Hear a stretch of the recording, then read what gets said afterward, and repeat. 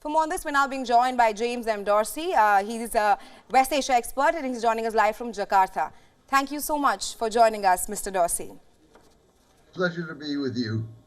Right. Now, I want to first ask you that West Asia is witnessing a major transition at the moment. Do you think that the Arab world is finally uniting? Well, I don't think it's united in any form or fashion. I also don't think that problems are getting resolved. I think what you are seeing is a concerted effort to reduce tensions and to manage conflicts so that countries can focus on economic development at this point. The question is how long you can put all kinds of differences and divergences between these countries on ice. Right. While now Saudi Arabia is also mending ties with regional rivals, the world's biggest oil exporter wants to focus on diversifying its energy-dependent economy. I want to seek your perspective as to what are the broader implications of this for West Asia.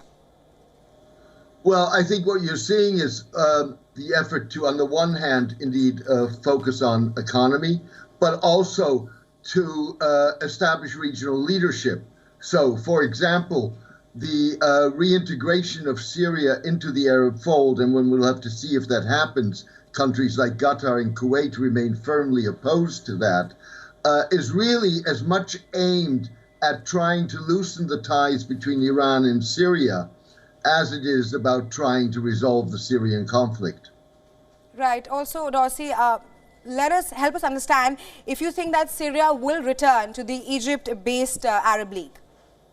I think ultimately it will, and that will give some degree of legitimacy or restoration of legitimacy to the regime of Bashar al-Assad.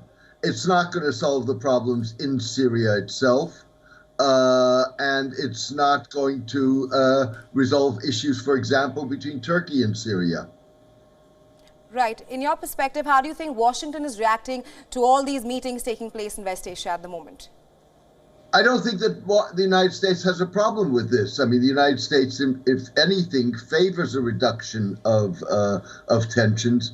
In a number of situations, may not be able to arrange that itself, and therefore doesn't necessarily have a problem with others doing that. I also think one's got to be careful in terms of trying to interpret this as a decline of U.S. power or an eclipse of U.S. power. I think we're far away from that. Right. Thank you, Mr. Darcy, for joining us on WION and sharing your insights with us. Thanks very much. My pleasure.